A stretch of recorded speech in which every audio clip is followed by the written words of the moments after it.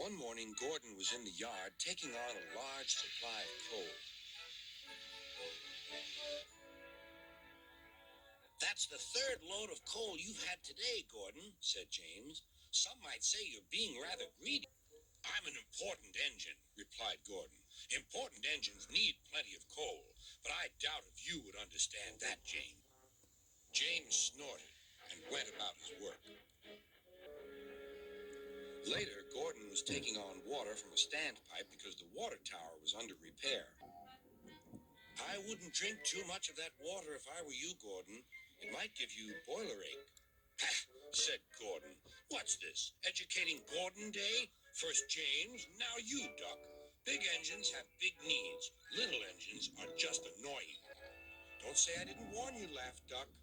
Gordon steamed into the yard at the big station.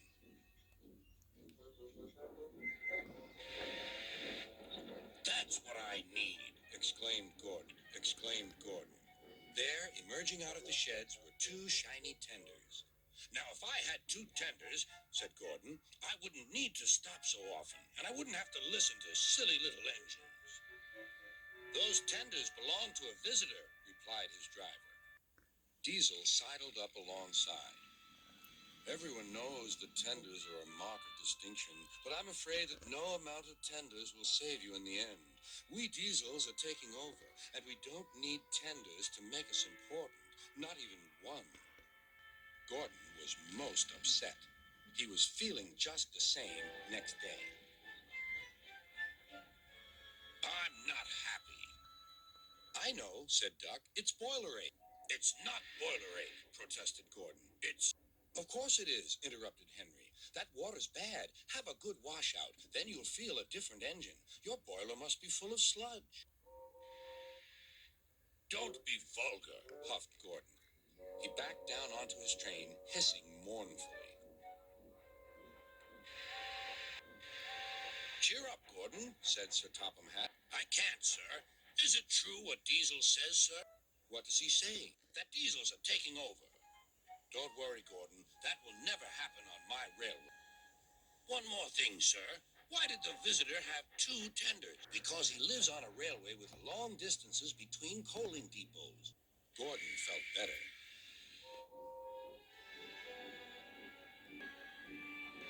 But Henry started complaining. He banged some cars angrily.